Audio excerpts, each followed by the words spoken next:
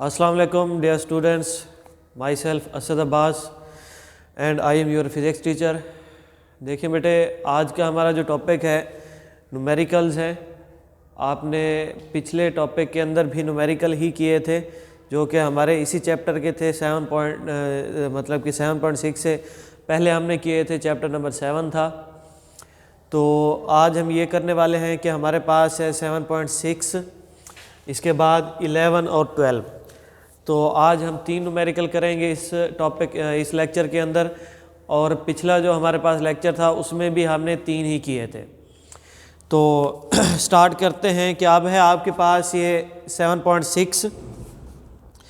देखिए भाई, इसकी स्टेटमेंट कुछ इस तरह से है कि head of a pin is a square of side 10 millimetre. Find the pressure on it due to a force of 20 newton. देखिए बेटे कि एक हमारे पास पिन है कोई, ठीक है। पिन से मुराद इस तरह की कोई हमारे पास है पिन। अब इसका जो हेड है, ये वाला जो इसका हेड है, ठीक है जी, तो ये है स्क्वायर टाइप। स्क्वायर टाइप से मुराद ये है कि जिस तरह से आपने रेक्टेंगल शेप पढ़ी थी, स्क्वायर पढ़ते हैं, ट्रायंगल पढ़ते हैं, ये वो वाला स्क्वायर है, ठीक है जी। तो आप सारे जानते हैं कि स्क्वायर जो है उसकी चारों साइड जो है उनकी लेंथ इक्वल होती है। तो यहाँ पर भी कुछ इसी तरह का ही क्वेश्चन है कि square of A side 10 millimetre, के उस स्क्वायर की जो एक साइड है, ठीक है जी, तो वो है 10 मिलीमीटर। बिलफर्ज अगर ये बुक जो है वैसे रेक्टेंगल शेप की है, अगर इसे हम कहें कि ये स्क्वायर है, ठीक है जी, तो इसकी एक ये लेंथ, ये चारों साइड की जो लेंथ है तो एक दूसरे की इक्वल होती है। जैसा कि अगर हम कह सकते हैं कि ये वाली जो है 10 मिलीमीटर है, तो ये वाली भी 10 मिलीमीटर होगी, ये वाली भी 10 मिलीमीटर होगी, सेम ऐसे ये वाली भी 10 मिलीमीटर होगी।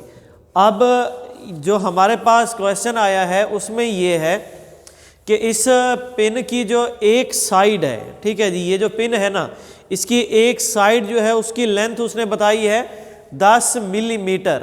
इसके बाद जो फोर्स हम अप्लाई कर रहे हैं इसके ऊपर, इस तरह से हम अप्लाई कर रहे हैं, तो वो है हमारे पास 20 न्यूटन। दोबारा देख लें कि एक पिन है, पिन की साइड की जो खुद की लेंथ है वो बता रहा है 10 मिलीमीटर। उस पिन के ऊपर जो हम फोर्स लगा रहे हैं इस तरह, ठीक है जी, तो वो है हमारे पास 20 न्यूटन की। अब इस पिन का हमने क्या करना है कि इस पे हमने कितना प्रेशर अप्लाई किया है, ये चीज़ फाइंड करनी है। तो प्रेशर का फॉर्मूला होता है हमारे पास F/A, मतलब कि force divided by unit area. Force है हमारे पास लेकिन एरिया नहीं है, तो एरिया की जगह क्या है, साइड है। तो इस साइड को हम क्या करेंगे कि यहाँ से हम पहले स्क्वायर का एरिया फाइंड करेंगे। क्या करेंगे, स्क्वायर का एरिया फाइंड करेंगे। तो वो किस तरह से है, स्क्वायर का एरिया जब हम फाइंड करते हैं तो उसके लिए हम फॉर्मूला इस्तेमाल करते हैं, area of square that is equal to side multiplied by side, ठीक है जी। जितनी भी साइड हैं तो उनको एक दूसरे के साथ मल्टीप्लाई करते हैं। अब यहाँ पर देखें कि 10 मिलीमीटर मल्टीप्लाइड बाय 10 मिलीमीटर, क्योंकि एक साइड की वैल्यू यही है, इसको हमने मल्टीप्लाई करना है, तो 10 से करें 100 हो जाता है। मिली को मिली के साथ मल्टीप्लाई करें तो ये मिली स्क्वायर हो जाएगा। क्यों, क्योंकि ये मल्टीप्लिकेटिव साइन है और दरमियान में अगर मल्टीप्लिकेटिव साइन हो, बेसिस सेम हो, तो पावर ऐड हो जाती है। सेम ऐसे आपके पास ये मीटर है, मीटर को मीटर के साथ करेंगे तो ये मीटर स्क्वायर हो जाएगा। एक और चीज़ हमने यहाँ पर मिली की वैल्यू भी पढ़ी है कि 1 मिली जो है इक्वल होता है 10⁻³ के, 10⁻³ के।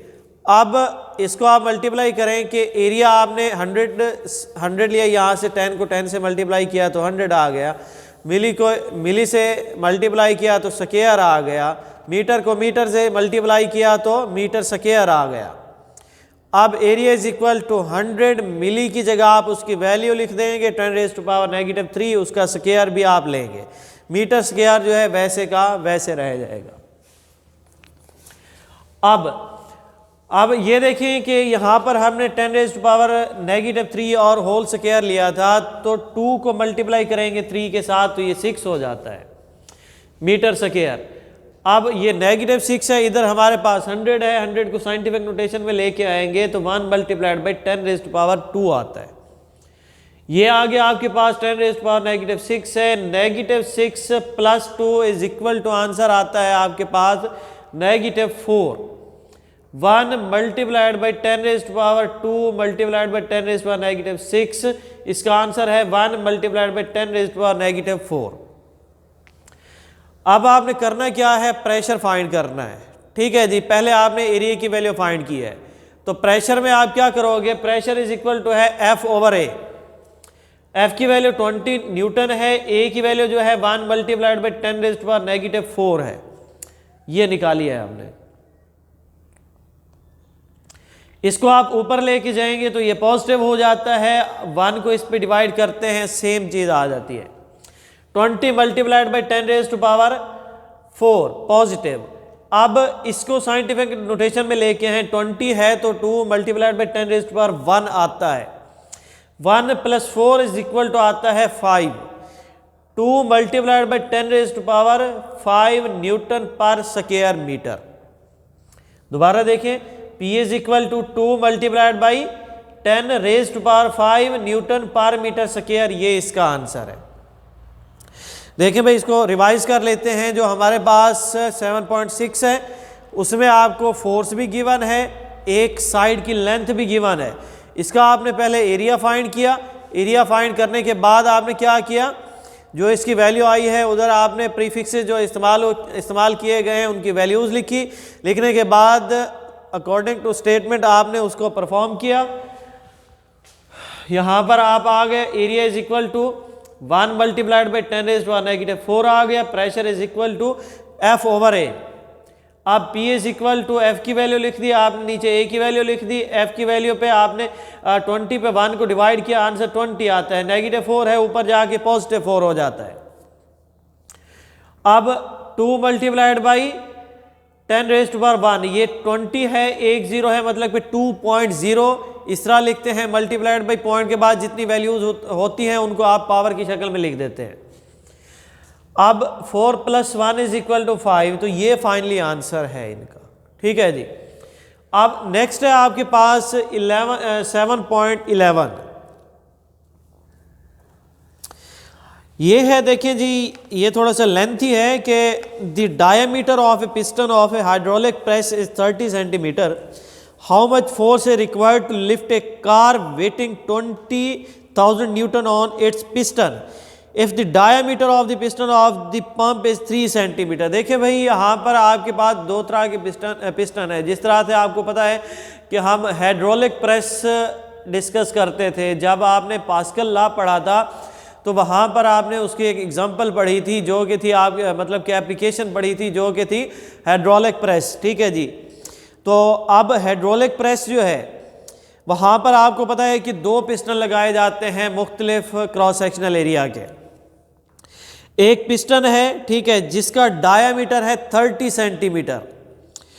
अच्छा, अब क्या है कि how much force required to lift a car. अब कितनी फोर्स हमें रिक्वायर्ड होगी कि एक कार है जिसका वेट उसने बताया है 20,000 न्यूटन है on it's piston if the diameter of the piston of pump is. देखें, हमारे पास 2 तरह के पिस्टन है, एक बड़ा पिस्टन है, एक छोटा पिस्टन है। बड़ा पिस्टन जो है उसका जो डायमीटर है वो उसने 30 सेंटीमीटर बताया।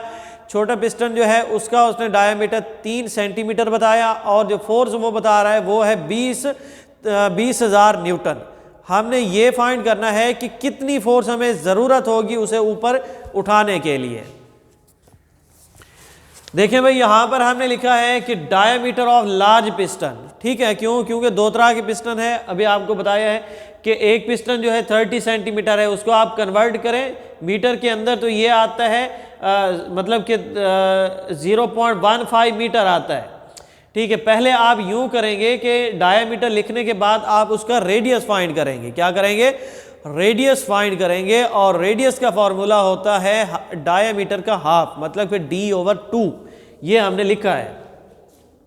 d आपके पास 30 है, 2 आपके पास मतलब कि फॉर्मूले वाला है।